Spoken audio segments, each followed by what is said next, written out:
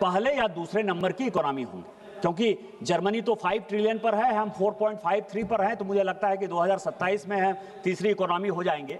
हमारा जो मुकाबला है वो चाइना के साथ है, जो अभी लगभग 20 ट्रिलियन के आसपास है, और उसके बाद अमेरिका जो है 30 ट्रिलियन के आसपास है।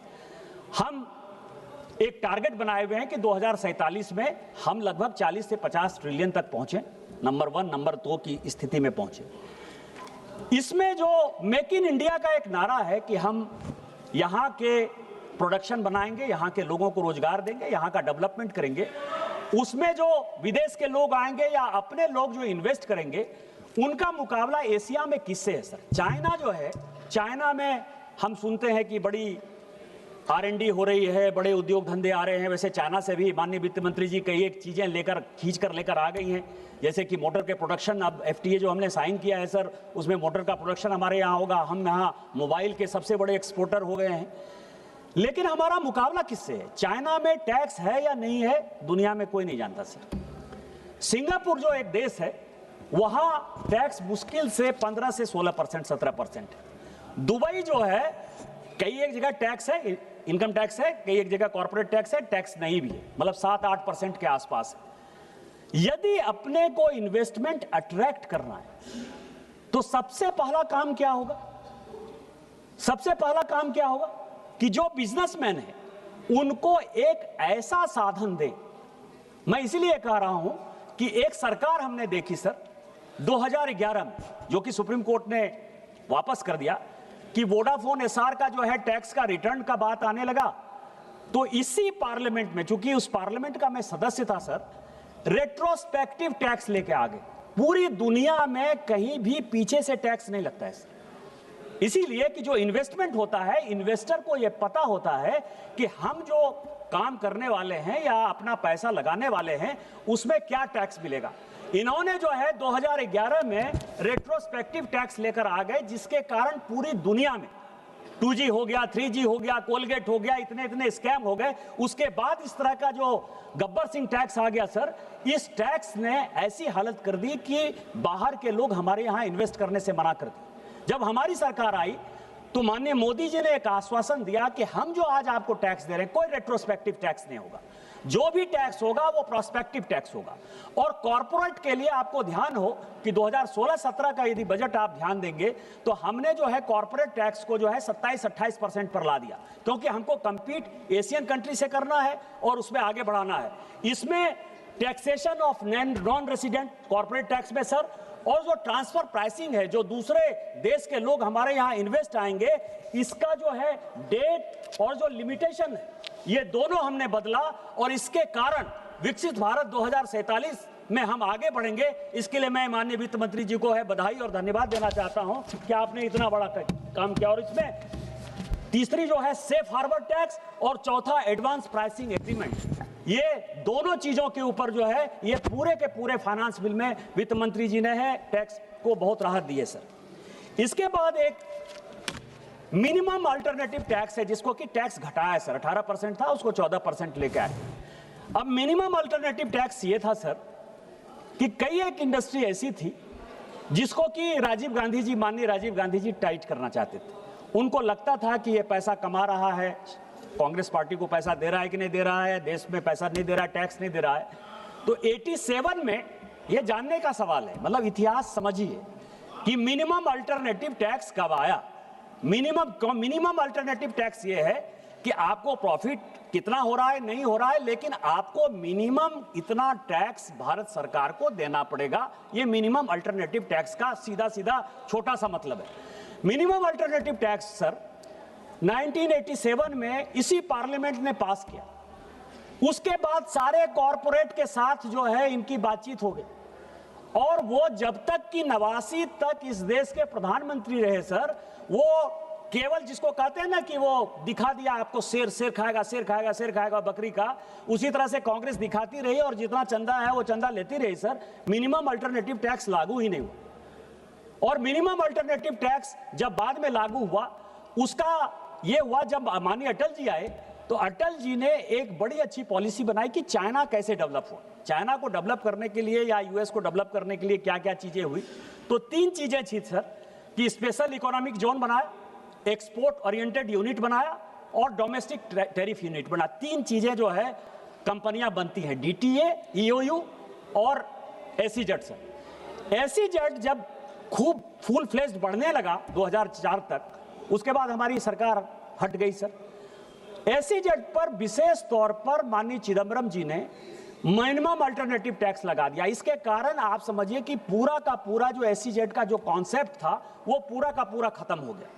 और इस मिनिमम अल्टरनेटिव टैक्स के कारण हम बहुत ज्यादा आगे नहीं बढ़ पा रहे। इस पर rationalisation of minimum alternative tax इतने वर्षों के बाद माननीय वित्त मंत्री जी लेकर आई हैं, इसके लिए क्या हम बधाई नहीं देंगे? क्या 2047 विकसित भारत बनाने के लिए यदि हम कॉर्पोरेट को आगे बढ़ाने के लिए, रोजगार को आगे बढ़ाने के लिए, किसी कंपनी को आगे बढ़ाने के लिए, कंपनियां जब तक नहीं आएंगी, जब तक हमारे यहाँ इन्वेस्टमेंट नहीं होगा, तब तक हम रोजगार कैसे देंगे, टैक्स कैसे देंगे, लोगों का विकास कैसे होगा? आज सारे सांसद जो है सीएसआर के बारे में चर्चा करते रहे सर। सीएसआर कांग्रेस लेकर नहीं आई 2013 में, सीएसआर हमारी कमेटी लेकर आई। स्टैंडिंग कमेटी के चेयरमैन भारतीय जनता पार्टी के यशवंत सिन्हा थे, मैं उसका मेंबर था। शिव कुमार उदासी हमारे दोस्त यहाँ नहीं है, भरतरी महताब साहब थे। हम लोगों ने, गुरदास दासगुप्ता सीपीआई के थे सर, वो अब नहीं है। हम चारों ने जो है मिलकर एक प्रेशर बनाया कि सीएसआर, क्योंकि हम जिस इलाके से आते हैं, कोयला हमारे यहाँ से आप ले जाते हो, पावर प्लांट हमारे यहाँ से दूसरे जगह बनता है, और हम केवल जो है धूल और मिट्टी खाते हैं। हमारे क्षेत्र का कैसे विकास होगा? सीएसआर का पूरा पॉलिसी जो है वो हमारी कमेटी, स्टैंडिंग कमेटी ने बनाई सर। किसी सरकार को कुछ नहीं जाता है, और उस सीएसआर की पॉलिसी को कितना बढ़िया ढंग से इंप्लीमेंट करना है वो हमारी मोदी जी की सरकार कर रही है, और वो बधाई के पात्र है। और उसके लिए जो है सर ये मिनिमम अल्टरनेटिव टैक्स, सीएसआर, इन सबों के लिए हम उनको बधाई देते हैं। इसके बाद सर इस बार जिस दिन बजट आया उस दिन क्या हुआ कि शेयर मार्केट जो है वो प्राइस धड़ाम से गिरने लगा। कई एक लोगों को लगा कि बजट अच्छा है, बजट खराब है। मैं बाहर निकला सर और मैंने कहा कि कुछ नहीं है। माननीय वित्त मंत्री जी ने एक बड़ा रैशनल जो है, जिसको कहते हैं कि सिक्योरिटी ट्रांजैक्शन टैक्स है क्या सर?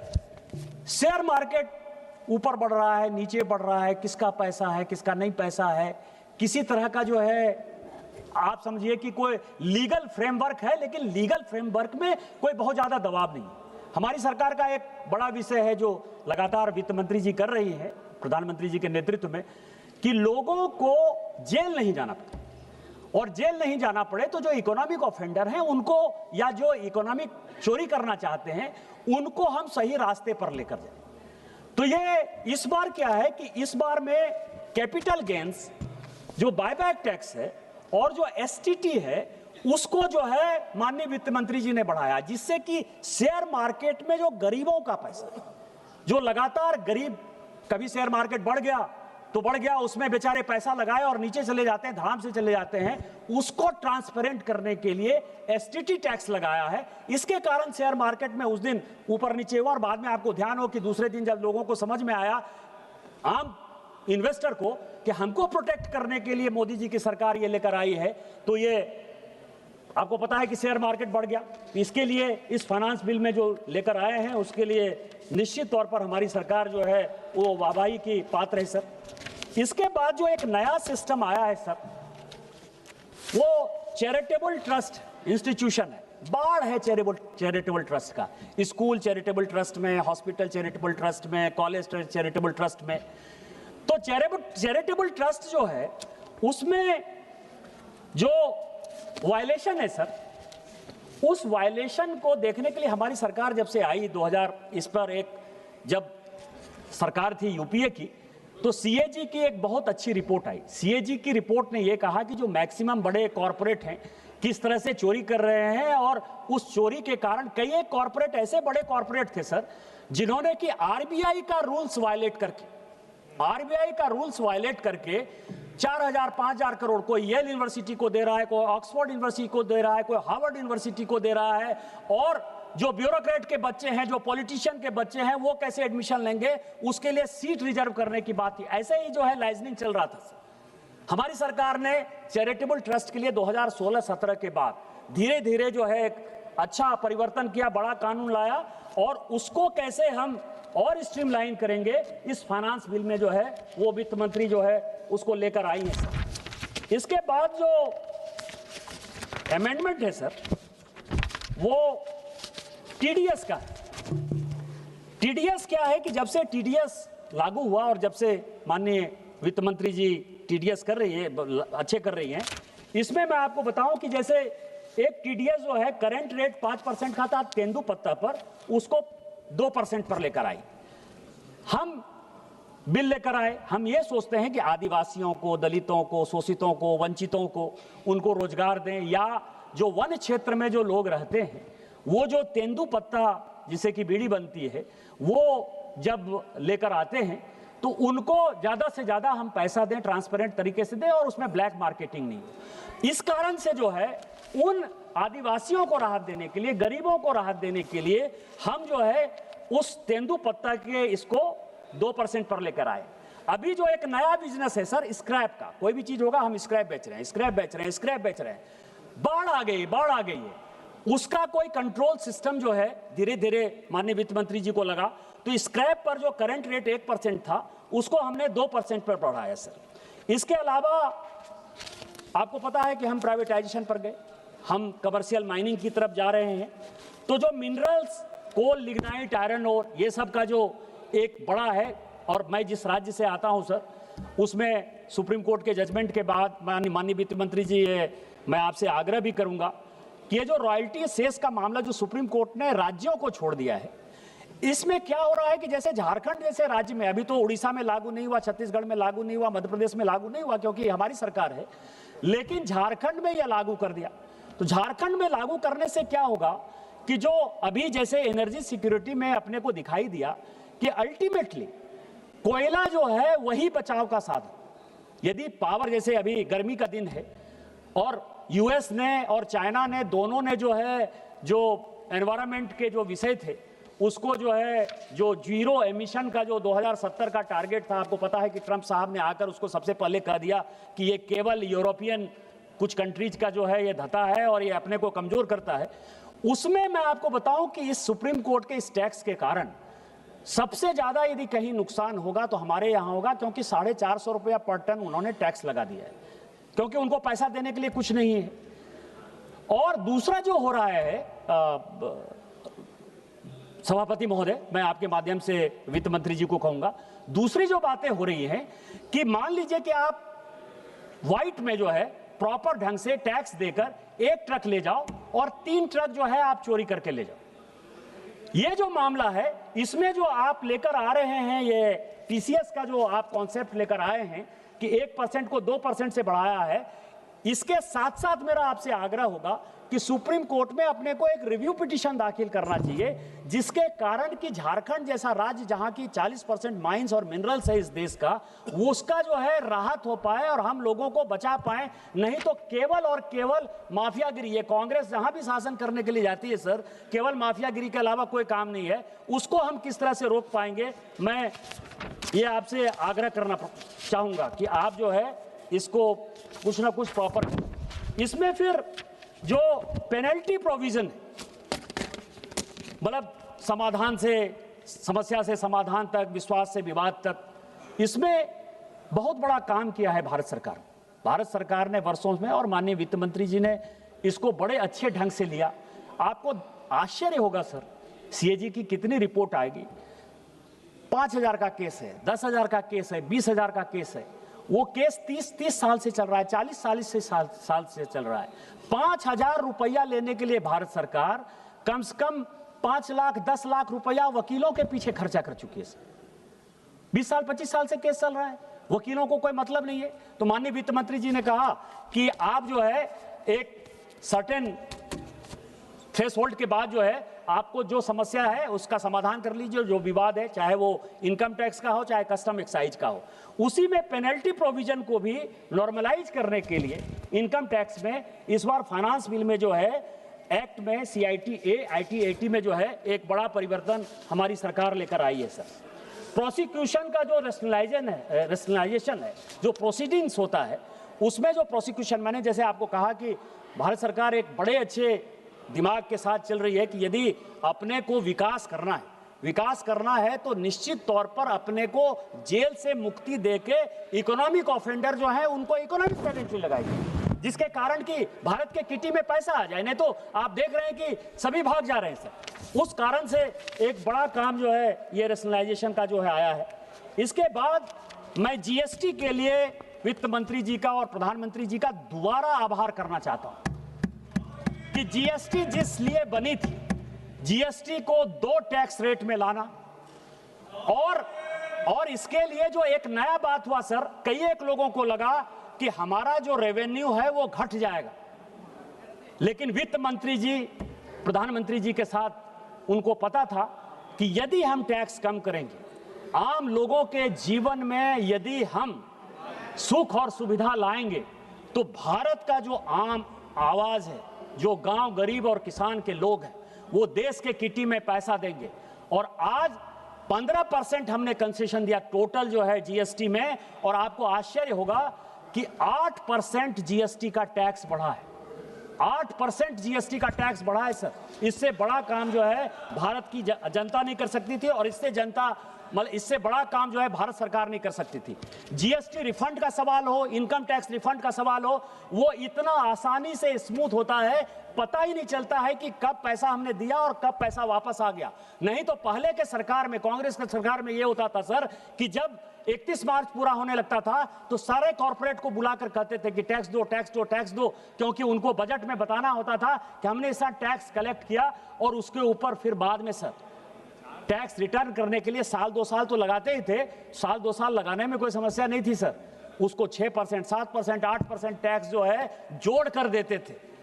ये काम जो है माननीय वित्त मंत्री जी ने खत्म किया, और इसमें भी एक बड़ा काम हो गया। इसके बाद सर कि ईज ऑफ लिविंग में पर्सनल इंपोर्ट जो था, जो बैगेज रूल था सर, बैगेज रूल कब का बना? जब हम आप विदेश जाते हैं सर, उसमें से कस्टम वाले तंग करते हैं कि आप इतने का ला सकते हो, इतने का नहीं ला सकते हो। ये बैगेज रूल मुझे लगता है कि आज से 15-17 साल पहले का जो है बैगेज रूल बना हुआ था। अब ज़्यादा लोग जो है उनको पैसा हो गया, ज़्यादा लोग विदेश जाने चाहते हैं, तो उन्होंने जो है एक बैगेज रूल 2026 इसमें चेंज किया सर।